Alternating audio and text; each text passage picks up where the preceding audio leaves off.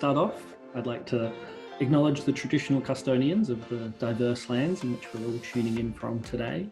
I'm tuning in from Kaurna country down on the Adelaide Plains. I'd like to acknowledge the past and future emerging leaders, and I pay my respects. So I'm here today to talk about the Westpac Asian Exchange Scholarship. So for the first half an hour, I'll provide information on various aspects of the scholarship. And then for the final 15 minutes, we'll jump into a Q&A session where you can answer as many questions as you like.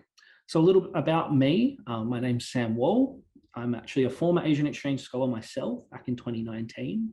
I'm now the program lead for the Asian Exchange Scholarship, as well as the manager for the W100, our alumni network. Joining me today, we have a long-time supporter of the scholarship, Professor Nicholas Farrelly, who is Head of Social Sciences at the University of Tasmania. With Nick at the helm, UTAS have recently come on board as our Leadership Development Program partner. So Nick will talk about this Leadership Development Program a little later on in the session. So also joining us, we have two Asian Exchange alumni, Adeline Tenesia and Damien Maduri. Addie and Damien will speak to their experience as scholars, including how it contributed to their Asia-capable leadership and where they are today. So finally, my colleague Lauren Hill from Westpac Scholars Trust team will be helping out with the Q&A session and facilitating the questions. So first of all, I'd like to talk about the Westpac Scholarship Program as a whole. So we partner with Australia's leading universities to offer 100 scholarships a year forever, backing people from all walks of life who have the drive and the ideas to shape the future of Australia. We started back in 2015 and then in 2017 on Westpac's 200th anniversary. $100 million was put aside to fund the sustainability of the scholarships going forward. So since then, about $31 million of funding, including university co-funding, has been awarded to Westpac scholars since 2016. We're at about over 560 Westpac scholars, and that's across our 5 different scholarship programs. Those 5 different scholarship programs go to address our 3 funding priorities. So that's technology and innovation, Australia-Asia ties, and enabling positive social change. Obviously, the Asian Exchange Scholarship is largely there to contribute to Australia-Asia ties, but depending on what our scholars study, what they're interested in, the work they do, the scholarship program contributes to all 3 of those funding areas. Of those 560 plus scholars that I mentioned, about 200 of them are Asian Exchange scholars, which makes it our largest scholar cohort. So this is a quote from my predecessor, Phil Chan, who was a 2017 Future Leader Scholar. This scholarship is more than 100 scholarships a year forever. It's 100 ideas every year forever. It's 100 opportunities to change the world. It's 100 legacies every year forever. So I quite like this quote. I think it encapsulates what we try and do at the Westpac Scholars Trust quite well, which is provide a scholarship that goes beyond the money itself. We try and provide opportunities, networks, and community to our scholars, and we're relatively ambitious about how we do that. So now I'm going to talk about the Asian Exchange Scholarship more specifically. So we're looking for students who have an understanding of Asia's role in Australia's current and future prosperity, and are keen to contribute to strengthening our connections in the region. As a part of that, the scholarship is valued at $12,250, and a part of that goes towards funding the Leadership Development Program. So there are 2 aspects of the scholarship that really go beyond the money itself. One being the Leadership Development Program, which includes a 1-week residential experience with your fellow Asian Exchange scholars at a global city in Asia.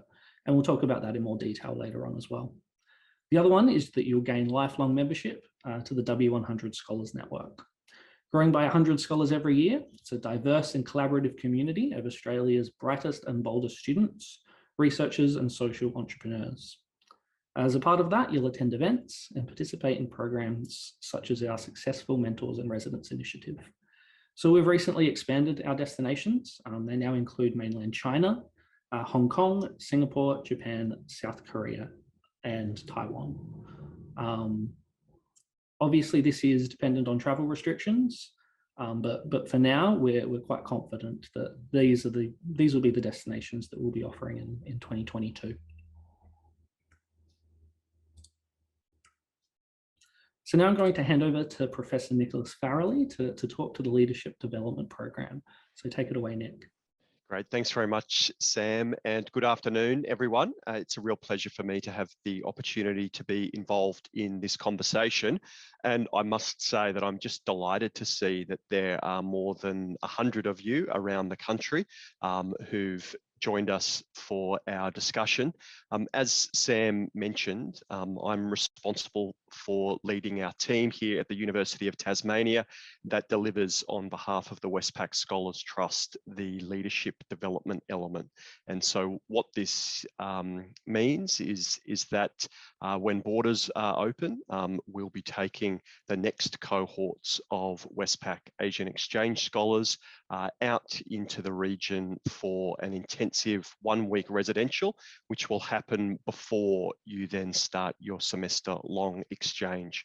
I've been responsible for delivering this leadership development program once before, back in 2019, which of course feels for all of us like a lifetime ago.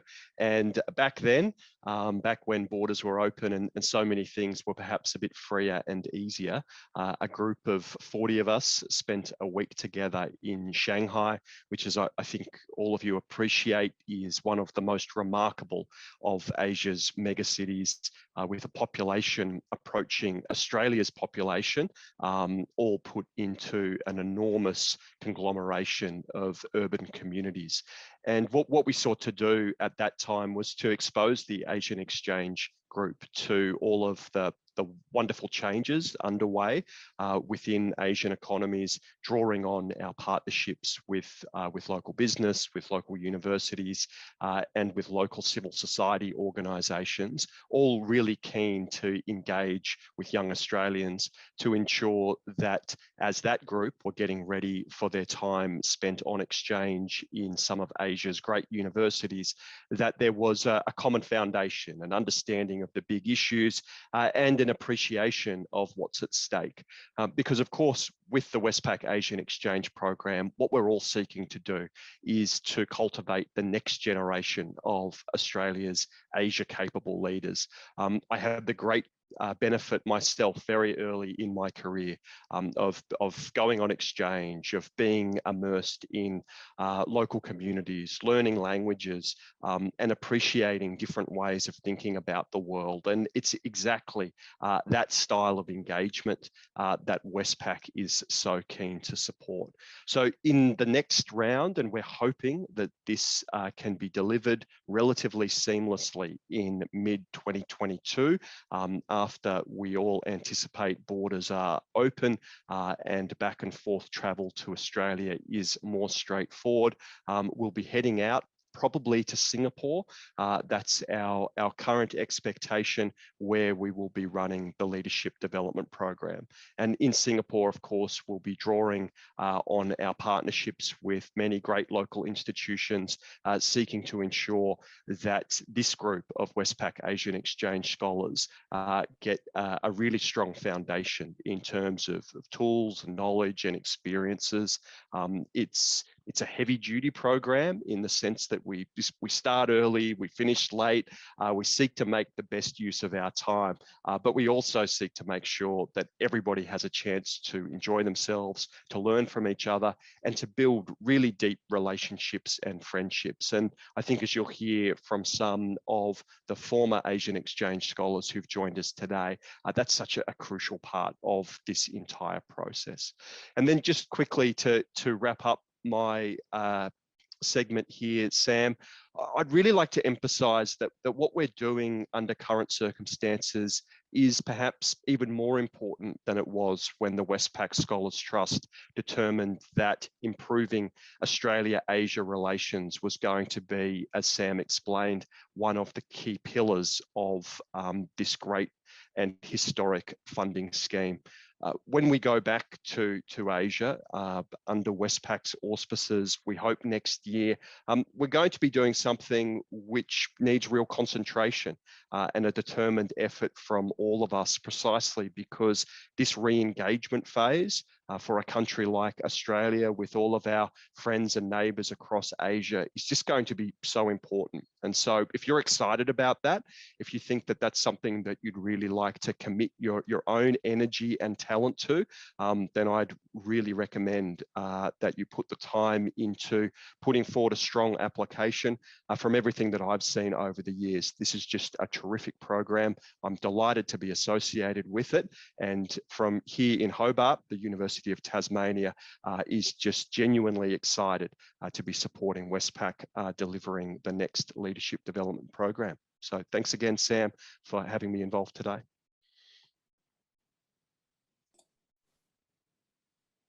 Thank you very much, Nick. I absolutely echo their sentiments. This is an extremely important time for our re-engagement with Asia. I'm going to touch on that a little bit more a bit later in the session as well.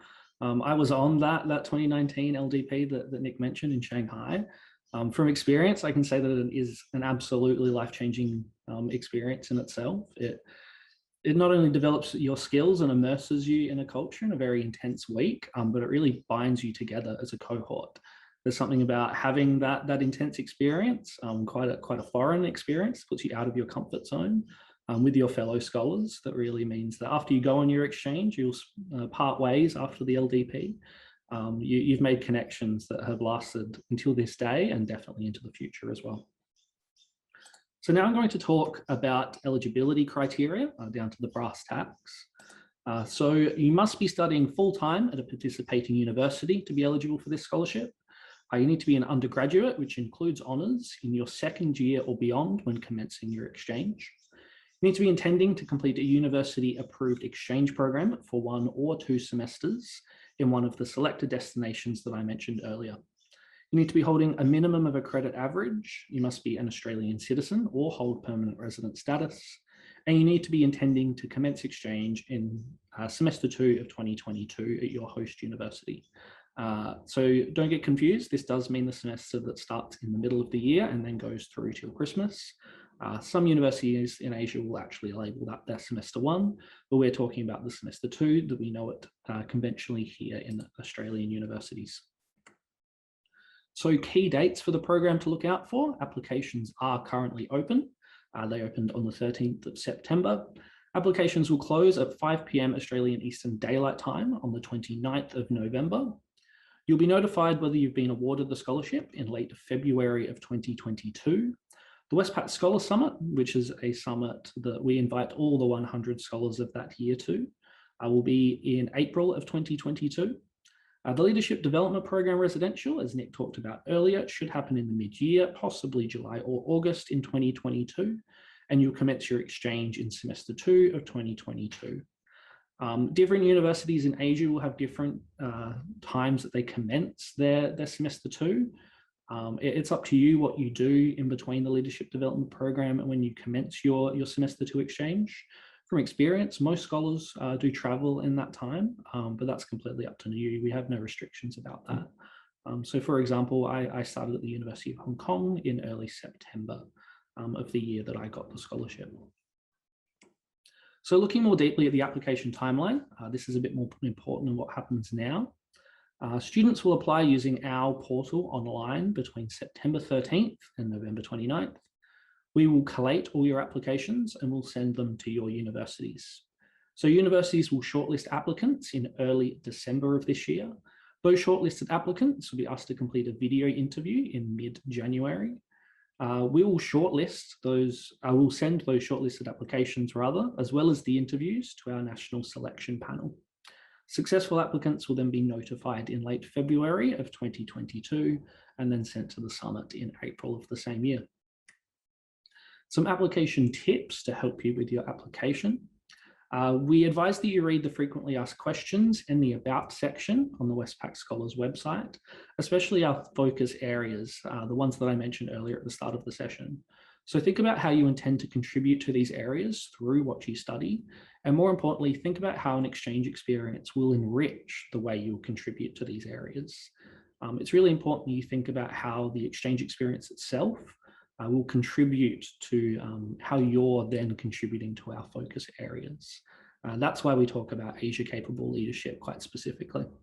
So start the application early and save as you go. Provide well thought answers and avoid the refer to above style answers, as some of them will be assessed in isolation, so the assessment panel might not know what you're referring to. Use language that a non-specialist would understand and use real world examples to bring your answers to life. Be inspiring, but also be self-aware. So talk about your strengths candidly, but remember to be humble at the same time. Consider opportunities both during and beyond your exchange, such as internships, or by getting involved in the W100 alumni network, and incorporate these into your answers. We want you to get the most out of your exchange experience and your time as a scholar, and we do believe that this is a scholarship for life. So who are we looking for? At the Westpac Scholars Trust, we talk a lot about a generosity of spirit.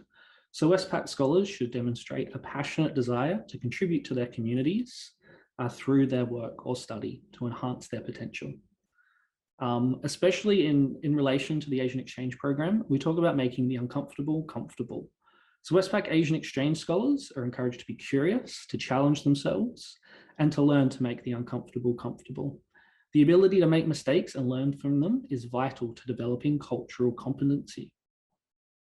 Westpac scholars are diverse in background, study areas and interests, and the W100 is an inclusive network that celebrates those differences. It is a scholarship for life, as I mentioned before, so Westpac scholars are expected to be engaged in the alumni network and by getting involved in initiatives and events by collaborating with their fellow scholars. So the whole idea is we're hoping to create Asia-capable leaders. We don't expect you to be one yet. We expect you to demonstrate a willingness to go down that path. We're looking for scholars who demonstrate the willingness to learn about a specific Asian culture, language, tradition, or business. We strongly encourage you to take any opportunities you can for cultural immersion while on exchange by undertaking internships and by joining clubs and societies at your host university. I also encourage you to, get involved in the social aspect of your university. Don't neglect your studies to do so, but integrate yourself both with the other exchange students as well as the local students as well at your host destination. So now I'm going to talk about the W100 Scholars Network, which is our network of scholar alumni across all the 5 programs. Back in 2020, so last year, we did a big survey of all our scholars. And this really came back as something that has stood out for current and past scholars as a big selling point and something that goes beyond the money itself, that is a valuable aspect of receiving the scholarship. In a way, it separates us from some other similar student mobility scholarships. We have a very strong, engaged and diverse community of alumni. So in that survey that I mentioned we did last year, 97% of scholars had said they had access to opportunities they wouldn't have otherwise had as a result of the W100. 95% have had access to networks that have been valuable to their career ambitions as a result of the W100. So as mentioned before, you have the opportunity to attend state-based events, as well as some national online virtual events that range from social to development focused, casual dinners and scholar retreats. So we may organize, or your state leaders may organize external facilitators to run workshops based on learning different skills or on social impact. We believe that collaboration drives change. So collaborate with other scholars, both within and beyond your scholarship program, and contribute to our goals of science innovation, Australia-Asia ties, and positive social change. The W100 is scholar-led. That's why it's a sustainable network growing by 100 scholars every year. So get involved in the leadership opportunities by joining your state committee to build leadership skills. So this is a newly implemented state structure where there's a state chair sitting at the helm, as well as various other positions such as a social media and comms lead and university ambassadors, which are vital to our connection between the trust itself, the scholarship network, and the universities. So they help host events and promote the scholarship on campus as well.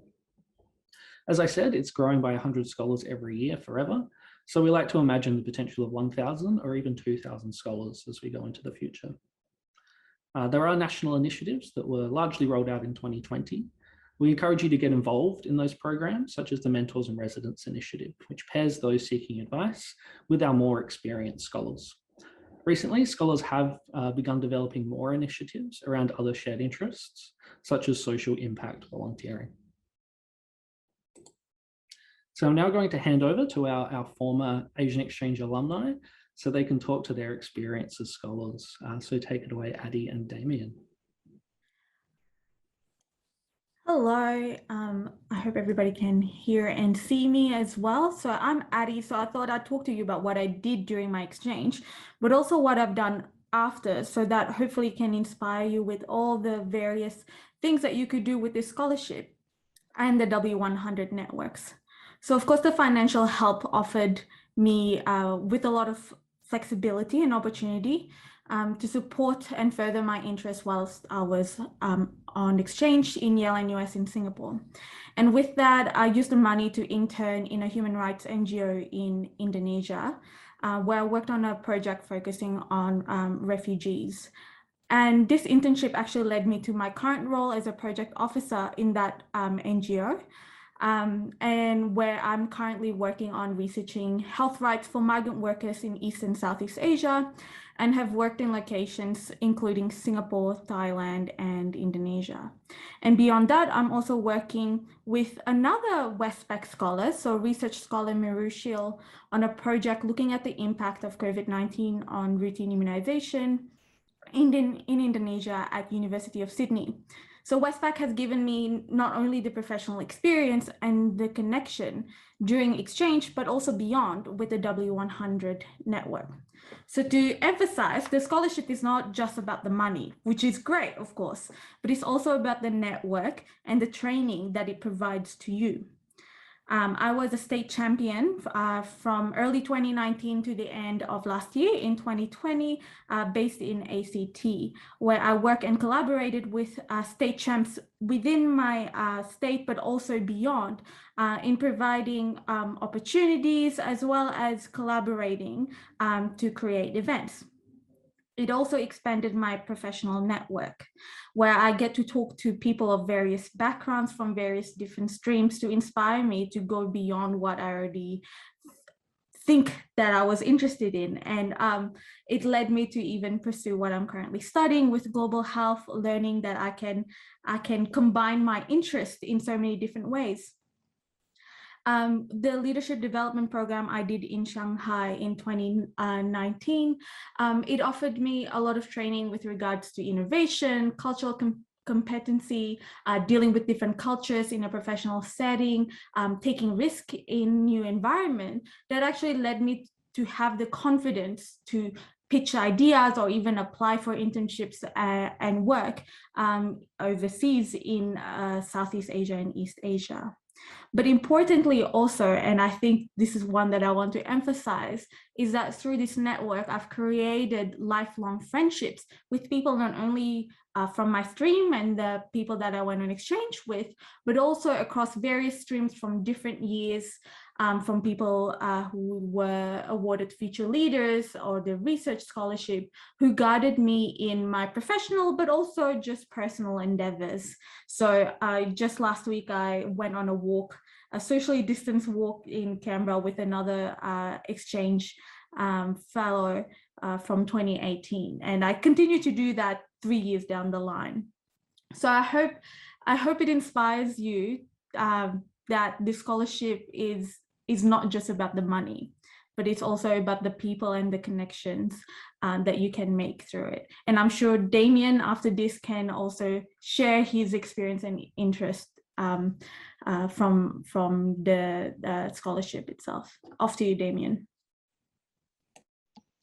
Thank you very much, Adeline, and good afternoon, everyone. And thank you again to Westpac and Sam for asking me to share my experiences too. So I'm one of the older scholars. I received my scholarship back in 2016, before the introduction of the Leadership Development Program. And maybe that's starting to come through, slight changes to my hair color, going a bit whiter now. But it was still a fantastic experience. And I undertook 2 semesters in Shanghai during that time when I was doing my undergraduate at the University of New South Wales. Having the Westpac Asian Exchange Scholarship, it was like having this extra perk. It provided us with a way to access and share resources, opportunities, and news. But above all, it was a group of like-minded and ambitious friends in an unfamiliar country. It really helped ease the sense of apprehension. But beyond the scholarship itself, I became acutely aware of just how amazing not only the scholarship was, but also the general environment of the Scholars Trust when I interned there in late 2017.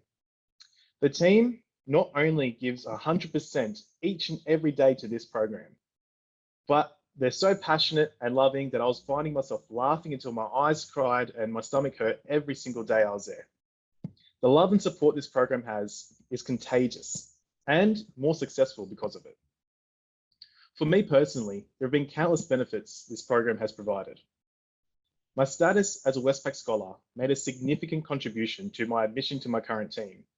This is the New South Wales Government's Greater China Desk. It is a small but highly functional team dedicated to covering New South Wales' trade and economic relationship with China. It's no small task, but made all the better because of the support and the experience of highly dedicated staff.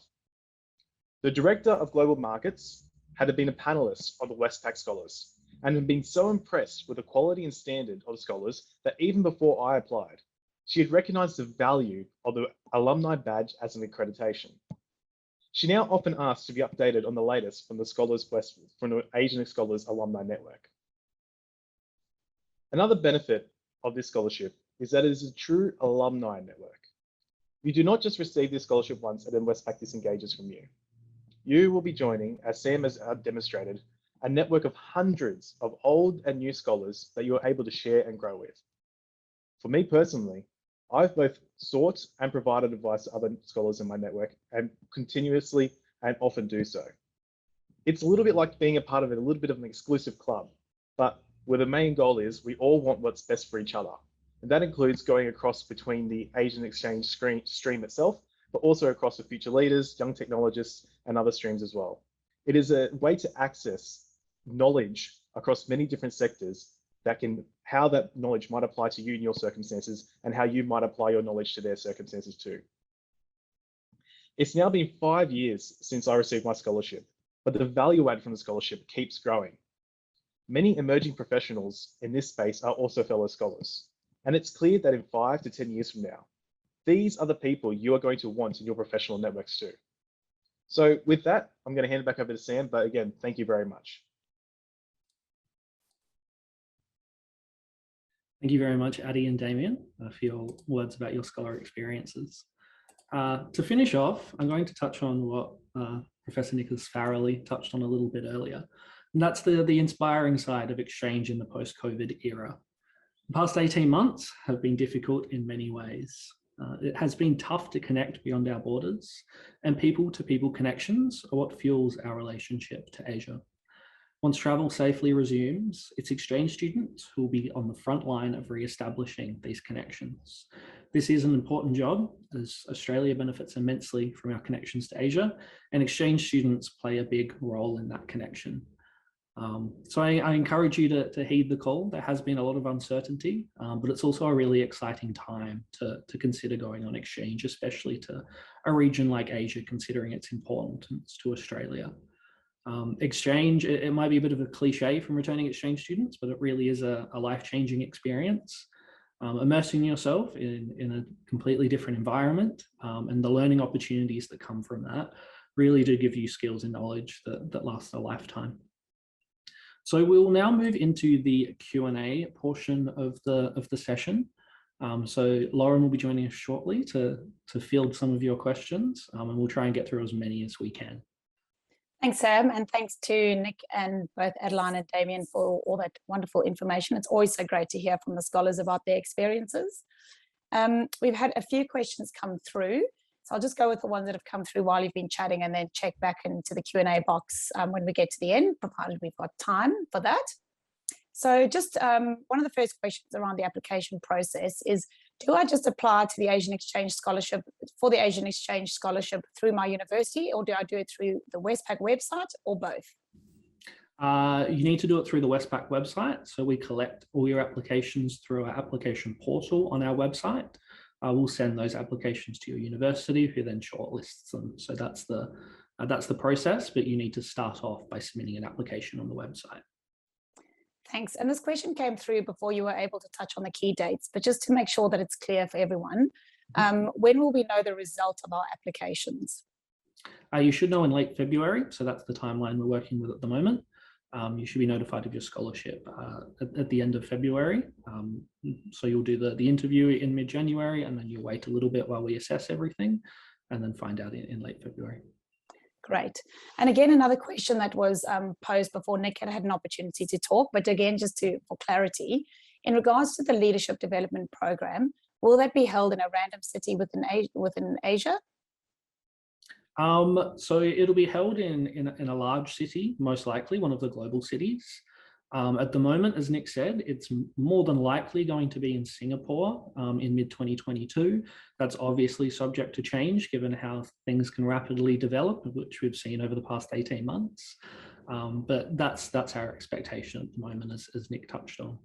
Great, thanks. The next question is, does the exchange have to be at a university that has a partnership with the university that I attend? Yes, that's correct. So the only restrictions we have is that it has to be one of the destinations, as well as a partner university. So we don't have partner universities in Asia ourselves, but your home university in Australia will have partner universities in one of those destinations, and it has to be at one of those. Thanks. It's a question about eligibility. If I'm currently applying for overseas travel with my institution for next year, is it an appropriate time to apply for the scholarship? And it's probably worth just touching on the question about deferring the scholarship too at this point, Sam. Yeah, absolutely. So our intention is, and this scholarship does have to be in the second semester, there is a chance possibly to defer scholarships. It's more than likely if we have to defer from 2022, you will be asked to reapply for a 2023 round. As it stands, you'll need to commence your exchange in semester 2 of 2022. We don't allow for first semester commencement of exchange.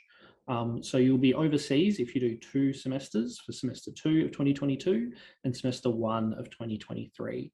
The rationale behind that is that the Leadership Development Program has to take place in the middle of the year, and that's a compulsory part of the scholarship. So that's why we operate with semester 2 commencement. And another eligibility question for you, quite specific, but it might affect some other people as well. With a full-time student requirement, are you still eligible to apply if you have just gone part-time for this current semester, but have and will be a full-time student for every other semester? Yes, that should be fine. As long as you will be studying full-time while you're overseas, and you study full-time at the time of your application, that should be fine. Okay. So a question around holding concurrent scholarships. It's a bit lengthy, but I imagine you've got some more information to share as well. So it says the eligibility criteria states will not hold or intend to hold another merit-based scholarship for the purpose of tertiary study in Asia. Does this mean that we are not allowed to hold any other merit-based scholarships for master's or PhD studies? Or is this the criteria only meant for the duration of the scholarship taking place at the undergraduate level? Yes, that's right. So that only applies to receiving scholarships that also go towards funding your exchange stint that we're supporting with our scholarship. So for example, you can't receive other student mobility scholarships for semester 2 2022 exchange if you're awarded the Westpac Asian Exchange Scholarship. But obviously after your time overseas, you're welcome to apply for other scholarships going forward. And just relating to funding then Sam, what the next couple of questions are, what can I use the funding for? There are very little restrictions around what you use the funding for. So the way funding works is we will pay out the funding to your university. The university then distributes the funds straight into your bank account. After it hits your bank account, it's up to you what you do with it really. Obviously, most of it goes towards quite conventional exchange expenses, travel, accommodation, visa expenses, things like that. But if you need to buy yourself a new suit for a networking event or for an internship you're doing while on exchange, that's absolutely fine as well. There are very little restrictions about what happens to the money once it hits your bank account. Good news, I can imagine. So this question is around, does the scholarship organize the logistics of the exchange, or does it just provide the financial assistance to an exchange that has been logistically organized by your university? Yeah, that's right. Largely the latter. So we really just provide the funds. Because it is an approved exchange program with your university, most of the logistics will be handled by your home university and your host university, because they already have an existing partnership. They would have been handling all of these logistics for a while. So we handle all of the logistics around the leadership development program. Once you go on exchange, obviously we'll still be in touch. We're still there for as much support as we can provide, especially around risk management in the post-COVID era and things like that. But most of the logistics will be handled by your university. I know you shared a few tips around scholarship applications. But there's a question around how competitive is the scholarship, and do you have any tips to boost your application? Some of the Adeline or Damien might have a few ideas around application tips too. Yeah, absolutely. I'll speak for a bit first, and then I might hand over to Damien and then Addie if they have anything to add. The best thing you can do for a competitive application is to demonstrate how the exchange experience will add value to what you want to do going forward.